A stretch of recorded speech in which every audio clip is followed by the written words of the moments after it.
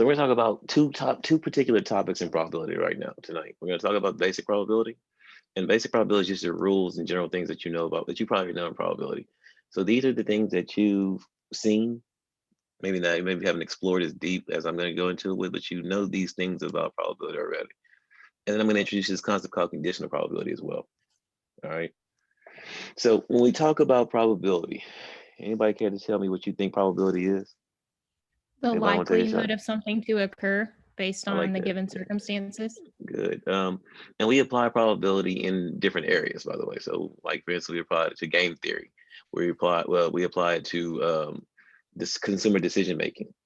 We apply it to all these different areas in real life. So, probability is one of those concepts that it has very real life applicability, and we use it a lot.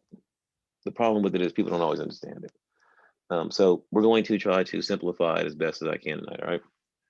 So, what is probability? As somebody said, that is the mathematical likelihood of an event occurring. It's the mathematical likelihood. Now that means we're going to put a number to it, all right? We're going to put a number to it. And when we talk about probability, we have these things that are called events. We have these things that are called events. And we notate it. We notate it using this notation right here, which is read as the probability of event E. So that notation means the probability of event E. And we're going to develop our actual mathematical formula for probability, which is the probability of E are all of the events that we say they favor E. What events favor E over the total number of events that can occur? And we're going to talk about these total number of events right here later.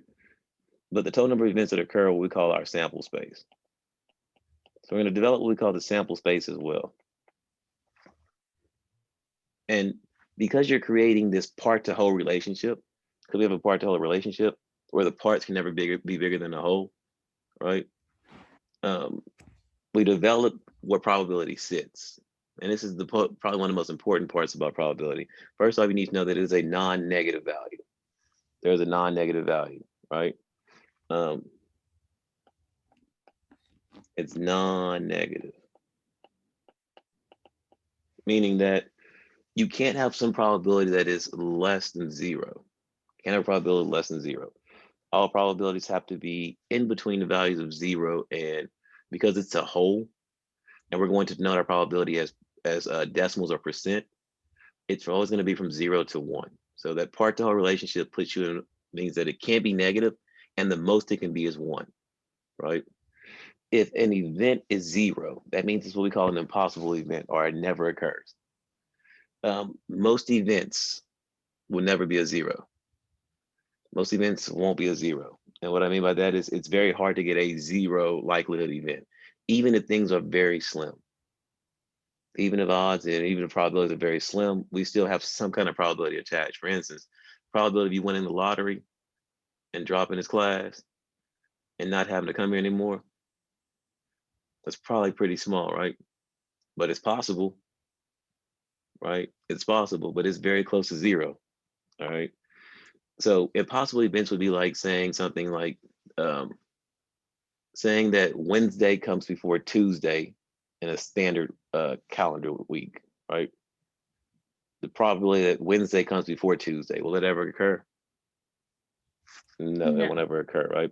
Likely, also like saying the probability that the month of November will come before the month of April. Again, those are two events that will never occur, right?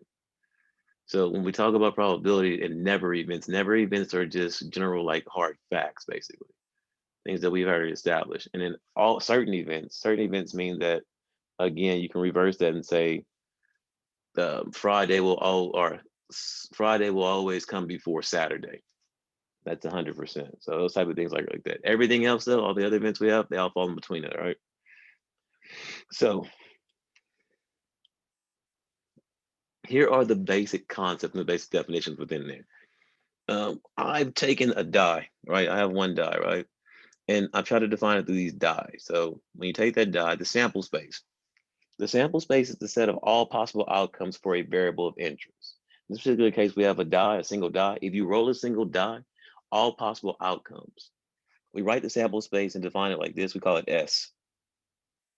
And here, S is equal to, use the brace to encapsulate it. And we have the numbers 1, 2, 3, 4, 5, and 6. That is the sample space that makes up this event. All right. And again, remember, when we talk about an event, an event itself is just some happening. So when I talk about an event is equal to some kind of happening, or you can think of it as being some action or something like that, all right? And the event leads you to what we call outcomes. This leads to what we call outcomes. One of my favorite ways to bring in probability, talk about probability, is through the game rock, paper, scissors, right? And in rock, paper, scissors, when you play that game, that particular game, you have 9 different events, and they only lead you to 3 unique outcomes. You have 9 different events that can occur when you play that game, by the way. And those events, we express those events. And we'll talk about a tree later, but I'm gonna show it right now. If you play the game rock, paper, scissors, here's how it's played. We show the events. I can show a sample space through what's called a probability tree. And all I do when I list my events is I'm listing out what can occur. So one of the happenings is that you can, if a person plays rock, paper, scissors against another person, you have one person versus a second person, where rock, paper, scissors are the options. This is the first person playing. Now, if the first person throws rock, the other person can throw what? If we're playing and I throw rock, what can you throw? Rock, paper, or scissors? Rock, paper, or scissors. They're independent of each other, right? So I can go rock, paper, and scissors here, right? And so here's what happens. This is what we call an event. This is literally an event. That's an event. So event is just a happening, and that's the rock, paper, or scissors. This also right here is called an event. Now, when I play this particular game, though, I'm actually interested in combining these 2 events. And so when I play this game, for instance, I get rock, rock, and rock, rock leads me to a, when we both throw rock, that means that looking at it from the first person's point of view, from my point of view, that's a tie. If I go here, it's is equal to rock, paper, where paper covers rock. So first person on this one, they actually lost. And looking at it from this point of view, this is rock, scissors, where rock breaks scissors. So rock wins, first person wins here. This is a win. And so when we start combining the different events, we combine these different events right here.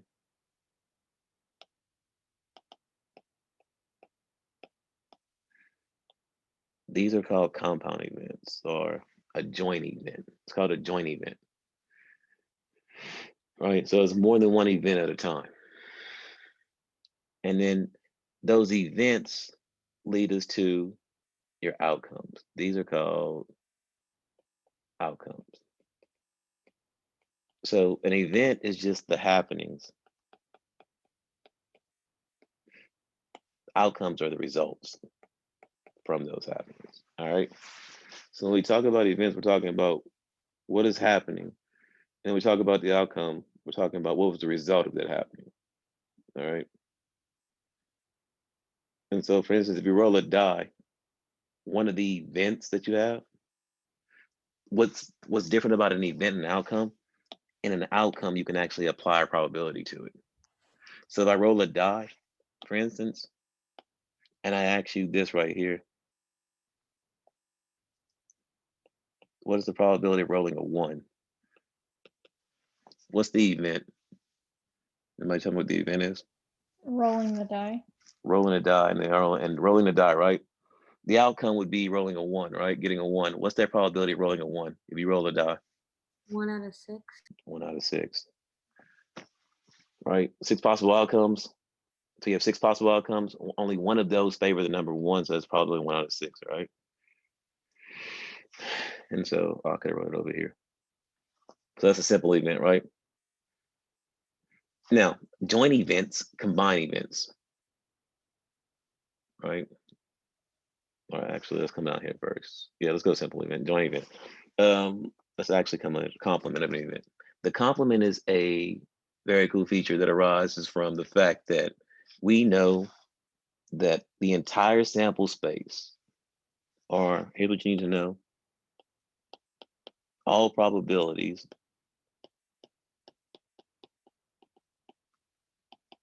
in the sample space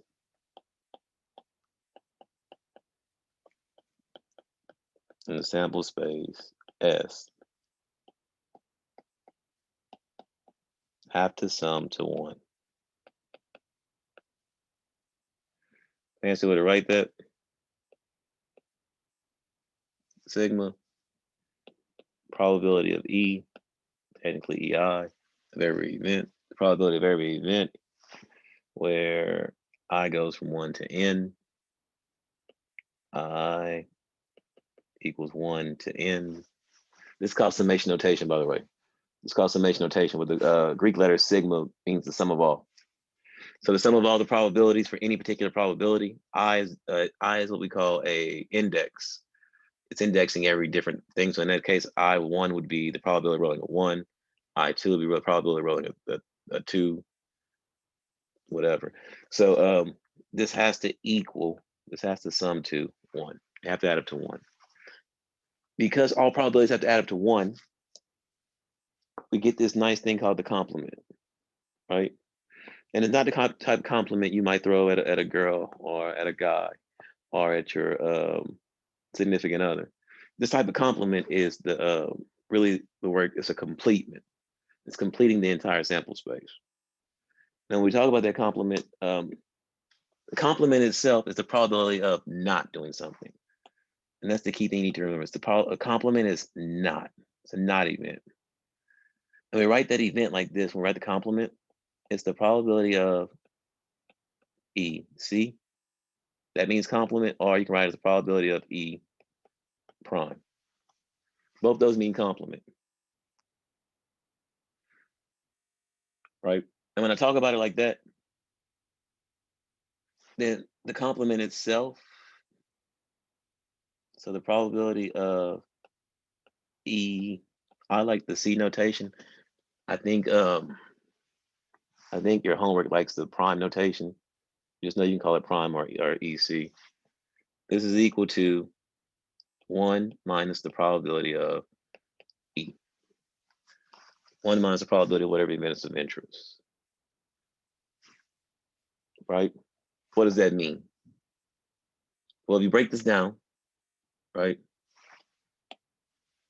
The one stems from the fact that the entire sample space has to add up to 1. And again, this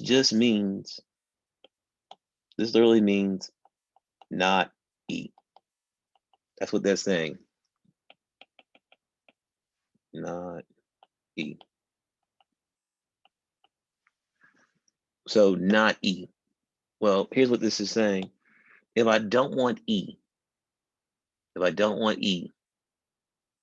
then to get the probability of that particular thing of not wanting E, I take the 1 and subtract off E itself. And that'll leave me with not E. For instance, the probability of not rolling a 1, right? Well, we know the probability of rolling 1 is what already? 1/6. 1/6, right?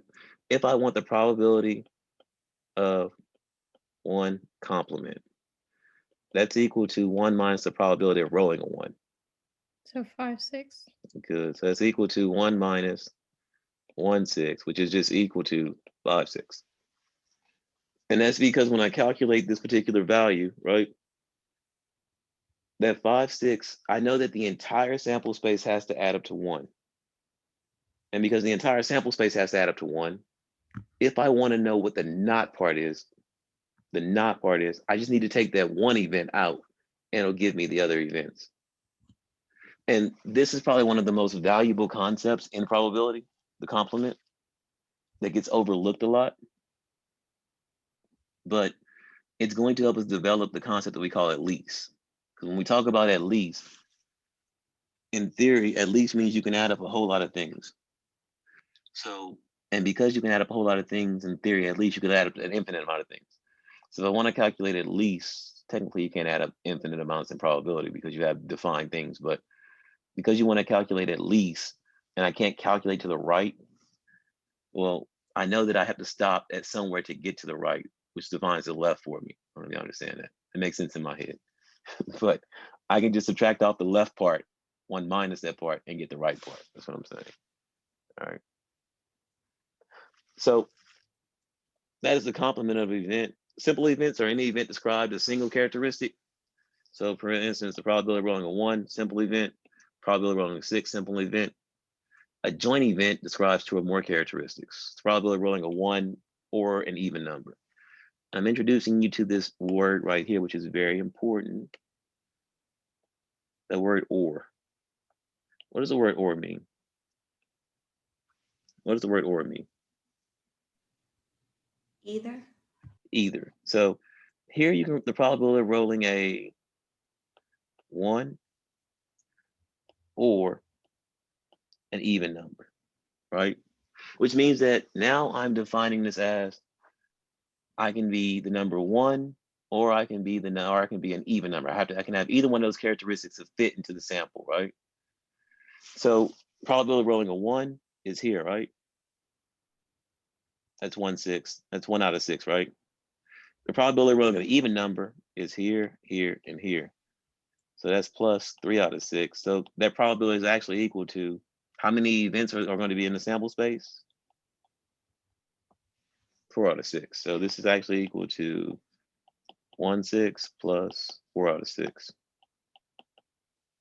And that's, I'm sorry, 1/6 plus 3 out of 6. And that's equal to 4 out of 6. And so the word or actually means in probability, the word or actually means to add events. It's to add events.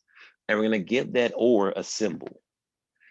Or is what we call the union of 2 events. It's the union of 2 events. So it's called the union. And when you talk about the union, you can fit in either this category or this category. And you'll see eventually we'll look at a category where you can fit in this category or that category, or you're actually going to fit in both of them. For instance, if I wrote this as a probability of rolling a 1 or an odd number, probability of rolling a 1 is 1 out of 6. The probability of rolling an odd number is 3 out of 6. But the problem there is that the number 1 is 1 and it's odd. So it fits into both categories.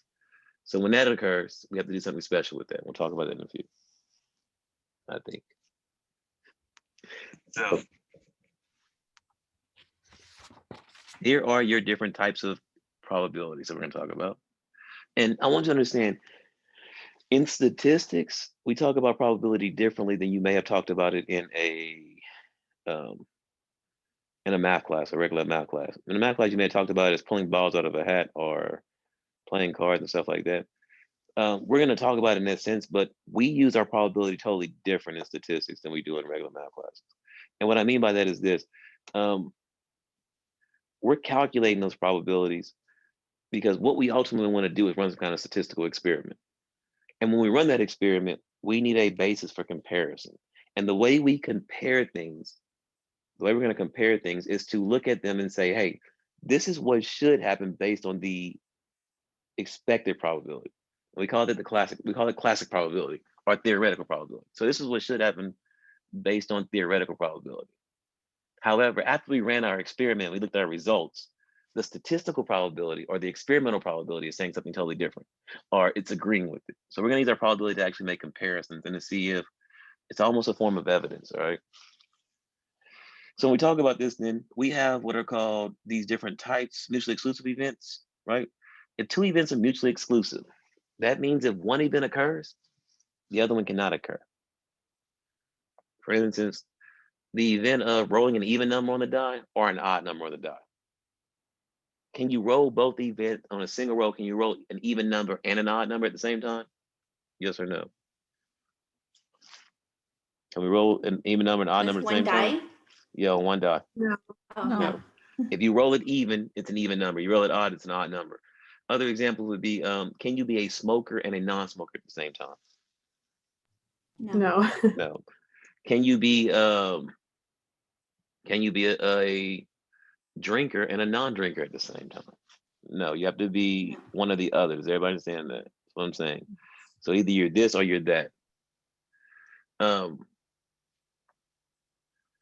Collectively exhaustive events is a set of events in which one of the events must occur.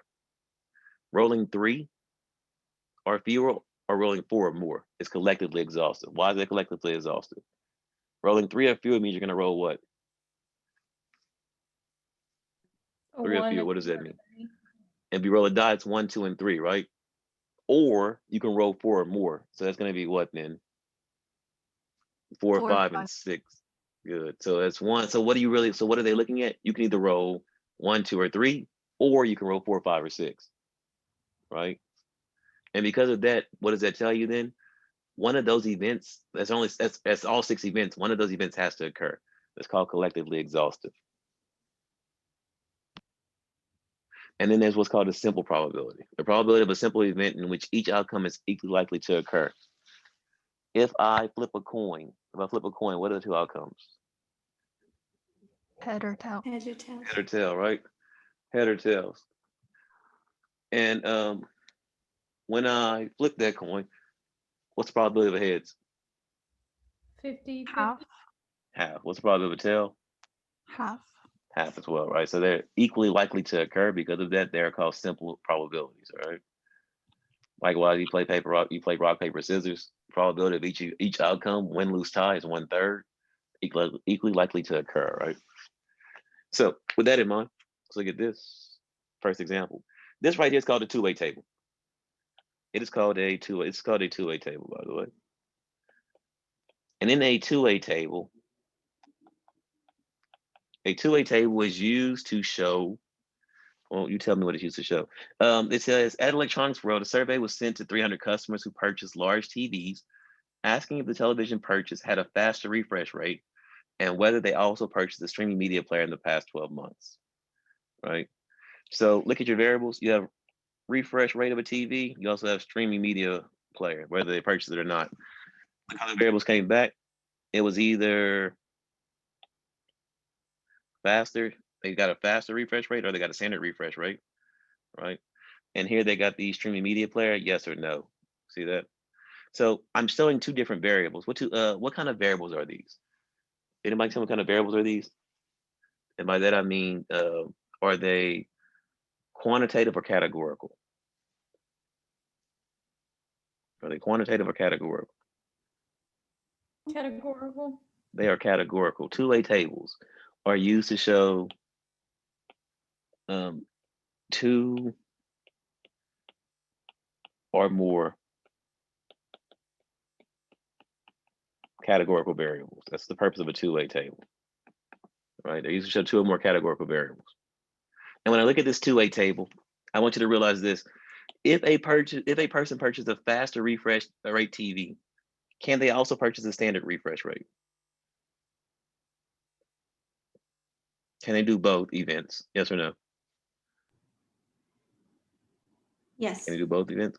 So so let me ask you a question. You go buy a TV, Mhm. and they tell you can buy either a faster refresh rate TV or a standard rate TV, right? Can I buy both of them though at the same time? Will that TV have both those, faster and standard? Oh, no. No, it won't, right? So that means that these 2 events are what we call mutually exclusive. This is the definition of mutually exclusive. That's mutually exclusive. Likewise, a streaming media player, right? It's yes or no. Either you buy the streaming media player or you don't. Can you do both though? If I don't buy it, will I have it? No. If I do buy it, will I not have it? Yes. I think I said that right.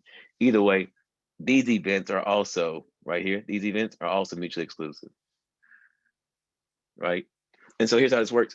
Let's find these numbers inside the table real quick. Let's find numbers for X and Y inside this table. So when I look at it, I know that X, let's start at X first. How do I find the value of X? Well, if you come under to the total right here, this is 80 people. Who do these 80 people represent, by the way? Who do these 80 people represent?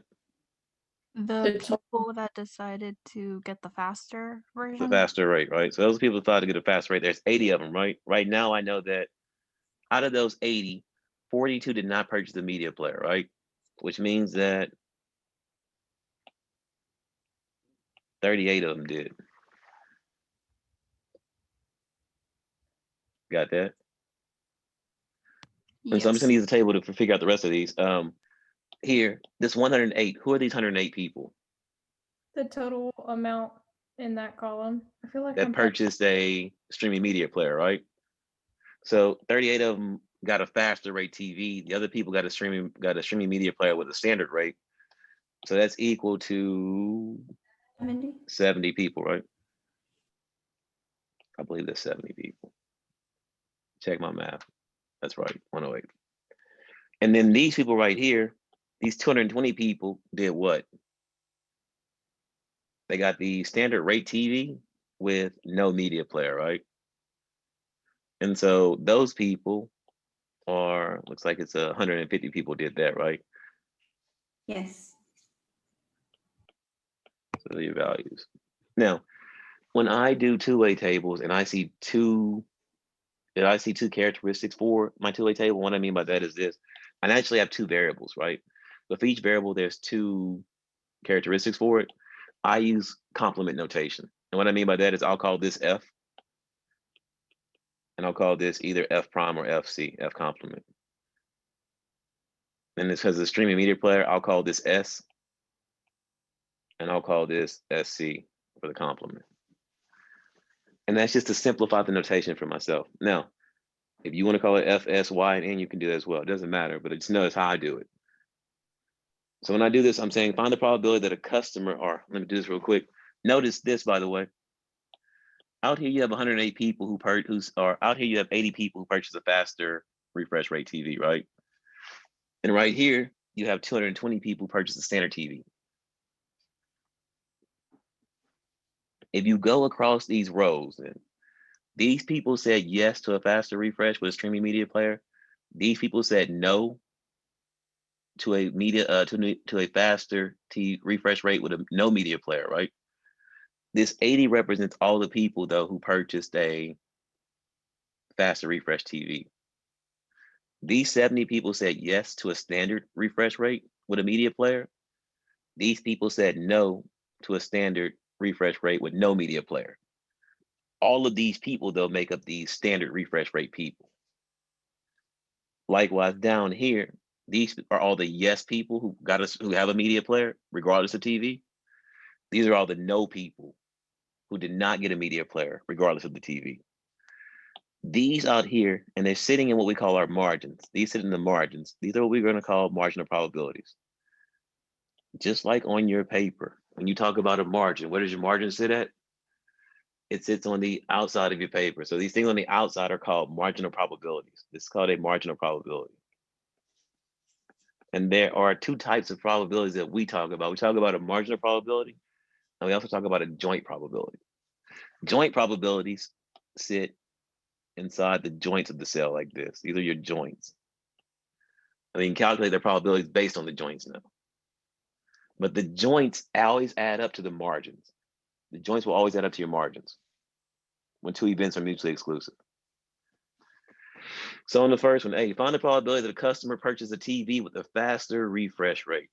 So part A, find the probability the customer purchases a TV with a faster refresh rate, right? So I'm gonna do it down here in the room right there. The probability of a faster refresh rate, I'm calling mine F. Probability of F, this is as the event I'm interested in. How many particular people purchase a faster rate TV? 38. Try it again. Oh, 80. 80, good. 80 people purchased the faster rate. Go to the margin here. So 80 people purchased the faster rate out of, was that 300? That's 300. That 300, yeah. 80 out of 300 purchased the faster rate. We can give that as a decimal, express it as a decimal or percent. I get 0.267, so, or 26.7%.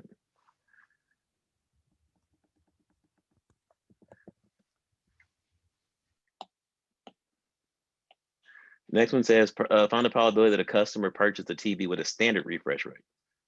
So a standard refresh rate, and again, I'm using complement notation. Look what I'm calling standard. Standard in this particular case, because the two events are mutually exclusive, which means that you have to be one or the other, you cannot be both. If I say F is faster, then FC means not faster, or in this case, it defaults to standard. So this is the probability of F complement, F complement. And that's equal to, well, how many people purchase a standard TV?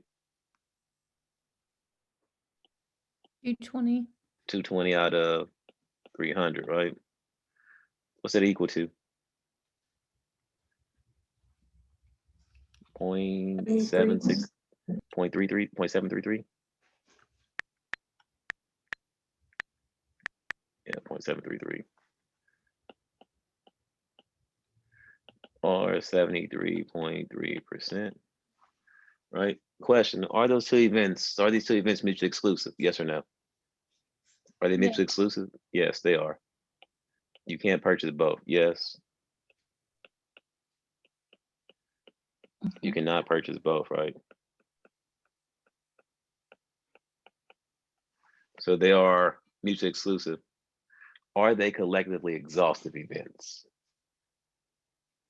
So the question I'm asking you there is, are you going to either purchase a faster TV or a standard TV?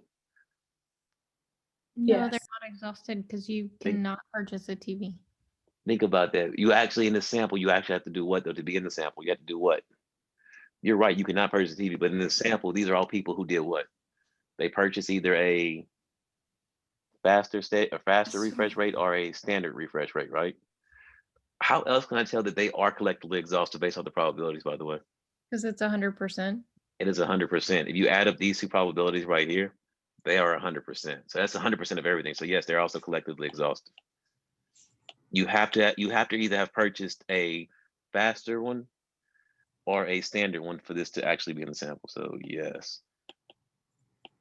they are collectively exhaustive. It's exhaustive. The probabilities sum to 1. That's another way to tell. If the two probabilities you're looking at sum to 1, and they're collectively exhaustive. That's every particular probability in the sample. All right.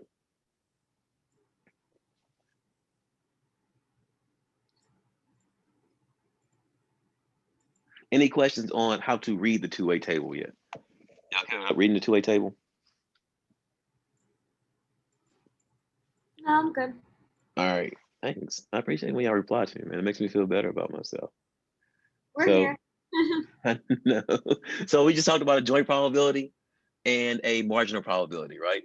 Joint probabilities. When you look at the joints, again, these are the joints. These are the joints of the table. And in order to fit into a joint, you have to have both characteristics within the joint. Meaning that, for instance, these 38 people did what? They got a faster refresh TV, and they also purchased a streaming media player, right? So they got a faster refresh and they got a streaming media player. These people got a standard refresh rate and they purchased the media player. So the key word when you talk about a joint is the word and. It's the word and. And the word and, another way of saying and is what we call the intersection.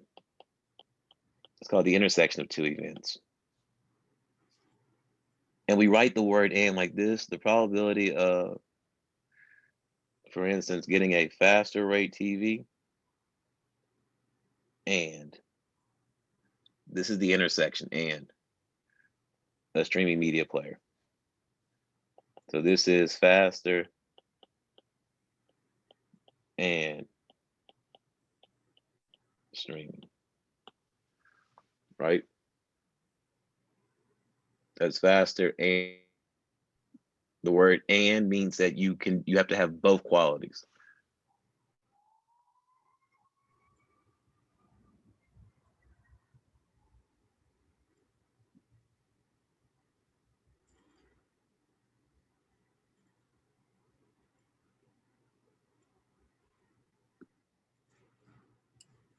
Sorry about that. The other thing was the marginal probability, and the marginal probabilities I told y'all are out here. I won't do that. Margins are out here, and they are basically adding the joints. So you add the joints to get to the margins, all right? So in this particular thing, we're going to talk about a joint probability. Upon the probability that a customer purchased a TV with a faster refresh rate and a streaming media player. So again, if I call this F, and notice I define these when I write them, so you know what I'm talking about. That's F. That's F complement. That's S. That's S complement. Streaming versus not streaming. This is the probability of F and S. That's also can be written as a probability of F intersect S. Probability of F intersect S. Right? And again, you have to have both qualities to fit in the intersection. So in this particular case, what quality do you have to have? Well, you have to have purchased a faster refresh rate, and also you have to purchase the streaming media player. So you have to have both those. Well, that's these 38 people. And that's those 38 people out of 300.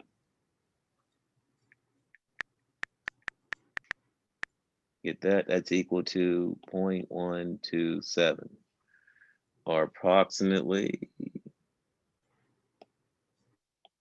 equal to 12.7%.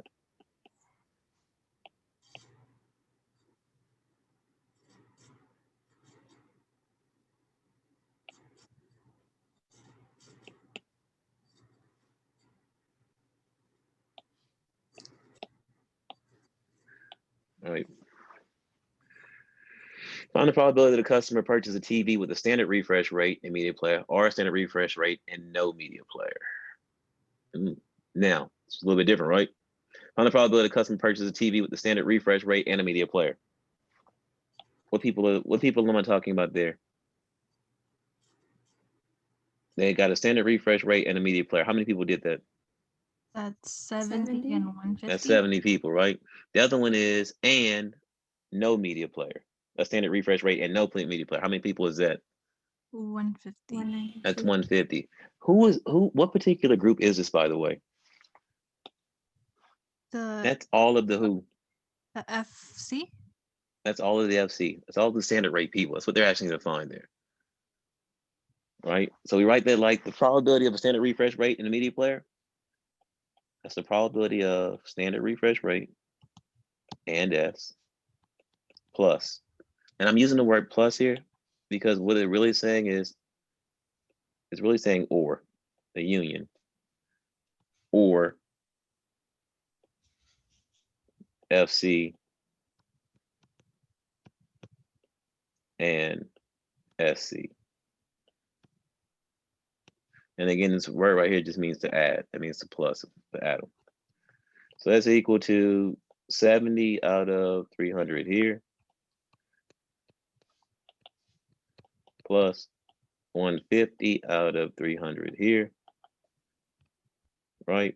And that's equal to the 220 out of 300 people that purchase a standard refresh rate TV, right? And those 220 out of 300, we said that was 73.3%. I think that's what we said a second ago. Yeah.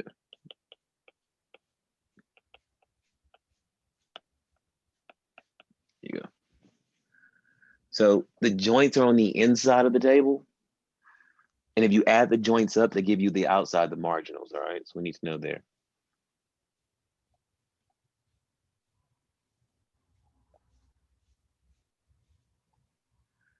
So this leads us to what we call our general addition rule. All right, general addition rule just says this right here.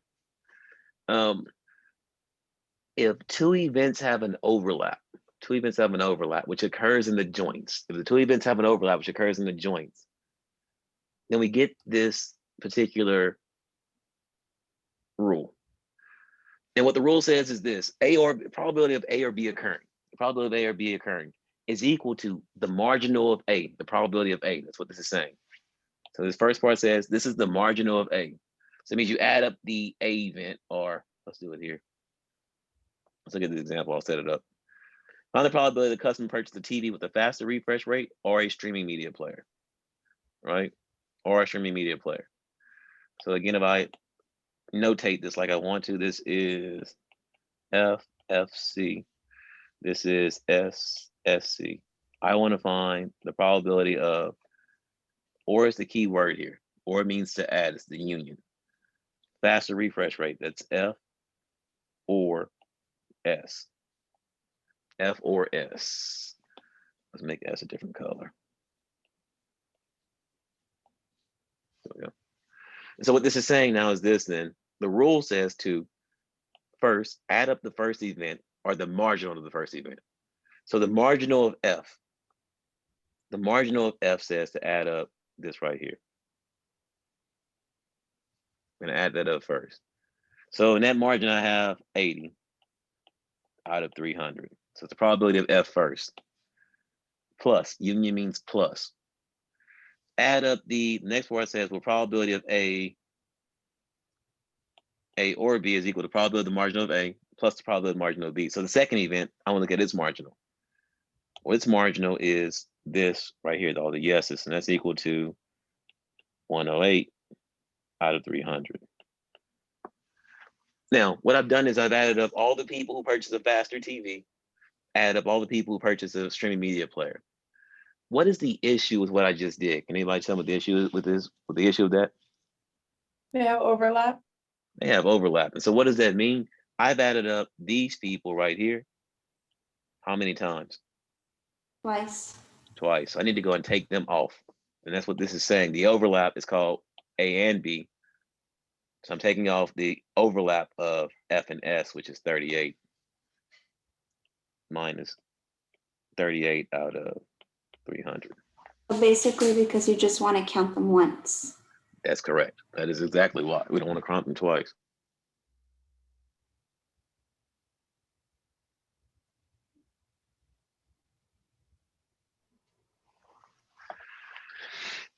So when we do this, then that math, I get 80 plus 108 minus 38.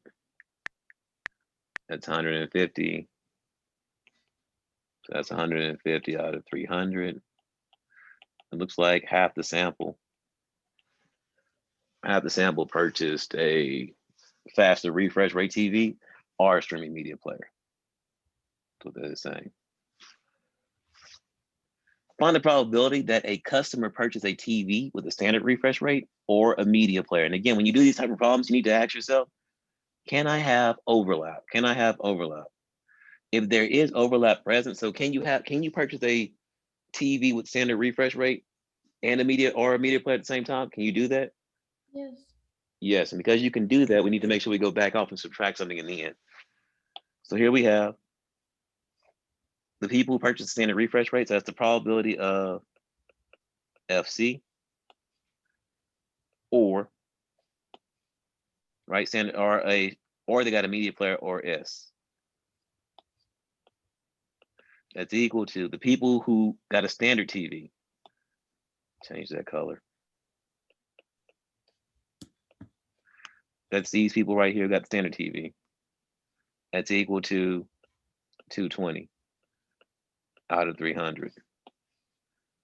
Plus the people who got the streaming media player is equal to these people again. It's 108 out of 300. But in that process, what did I do? I added up who twice? 70. The 70 twice. I added up the standard refresh rate people, standard refresh rate, and the yeses twice. So what do I need to do? Subtract them off once.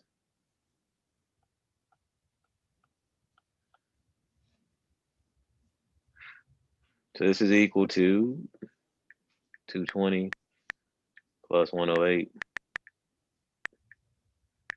minus 70. I get 258. 258 out of 300. That's equal to 86%.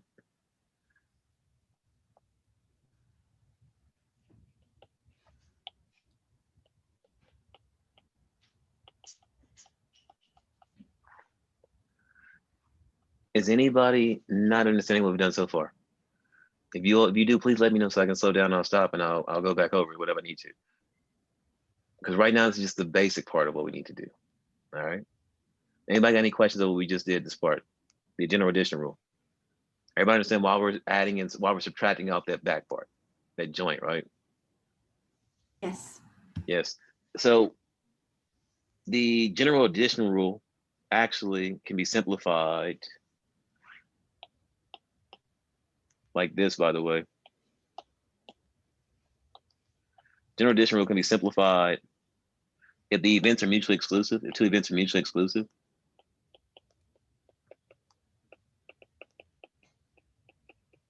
Then the probability of A union B is equal to the probability of A plus the probability of B. Can anybody tell me why?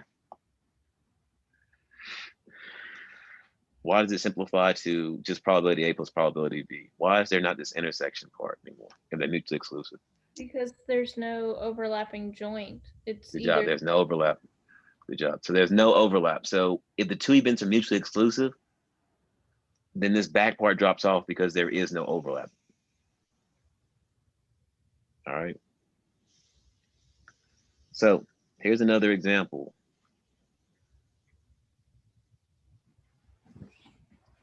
I got a lot of examples on here. Let's do another one.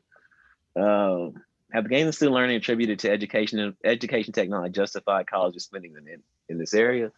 Following table summarizes response on a survey. So we have, again, it looks like you have academic professional, and they asked professors and they asked technology leaders, right? Whether it was justified, yes or no. So we try to knock this out. Let's call this one yes or no. Justified, we'll call it J.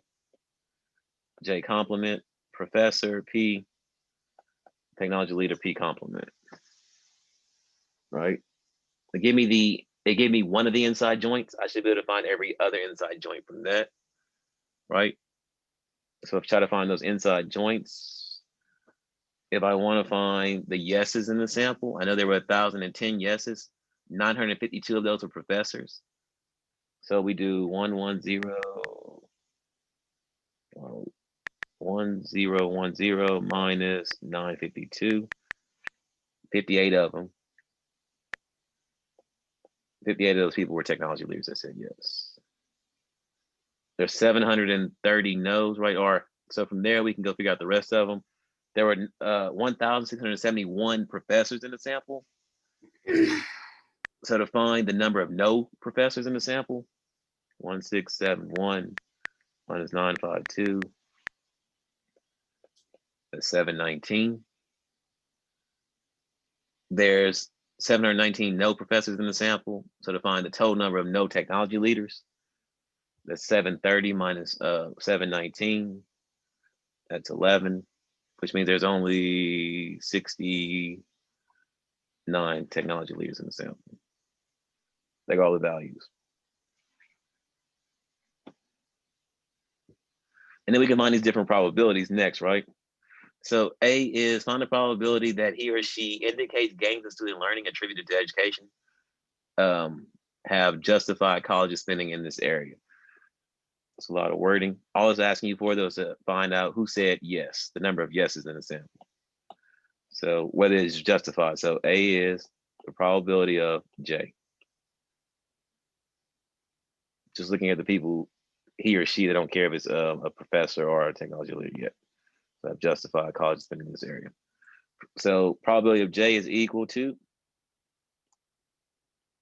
there were 1,010 people who said it was justified out of 1,740 people total.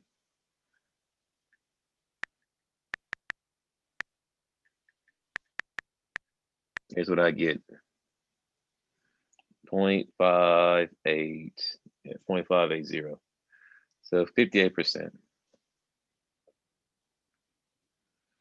Next one says find the probability that they're a technology leader. So technology leaders, well, who am I looking at? That's again, is that going to be a joint or a marginal, by the way? Is that a joint or a margin? How many events am I looking at? Am I looking at one or am I looking at two? Justify. I'm looking at just one, right? So because it's just one, it has to be it's a margin. If you're looking at two events occur in the joints. So this is the probability, right, of being a technology leader in our sample. That's PC. That's not a professor. That's equal to 69 out of 1740.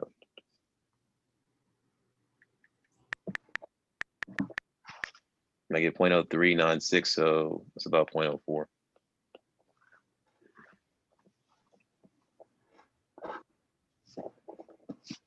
Technically, it's 0.03. Yeah, we're going down 4 decimals,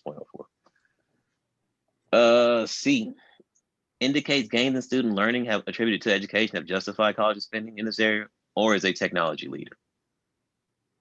So I'm looking at this time. C is the probability of J or technology leader would be PC. Right? Particular case. Probability of being saying that was justified. All of these yeses right here. That's equal to 1,010 divided by 1740.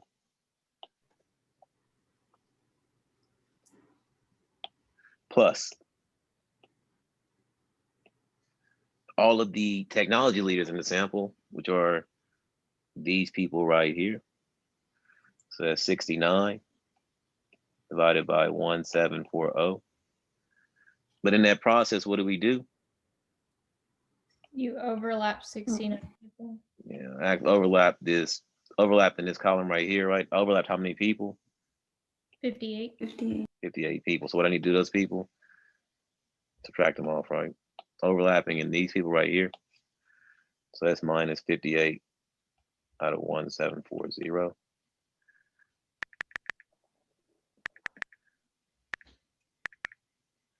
When I do that, I get this many people total.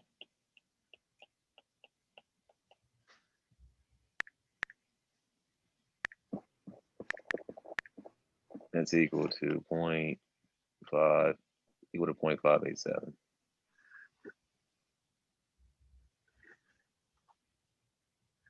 It says explain the results, the difference in results B and C, right? B is a margin, C is a joint. Or yeah, B is a marginal, C involves looking at the joints. That's the difference there. B is a marginal, C involves looking at the joints. Questions on that? No. All right, we feel comfortable with that, right?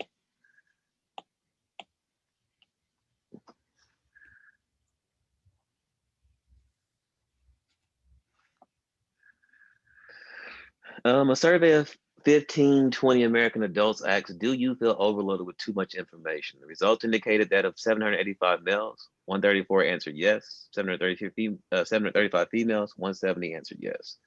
Construct a contingency table. Contingency tables are also, the official word for a two-way table is the word contingency, by the way. That's my fault. But and answer the following question. So what I want you to do, I'll give you about 5 minutes. Go ahead and construct the table and answer the questions, all right? Y'all do that. I'll give you about 5 minutes, all right?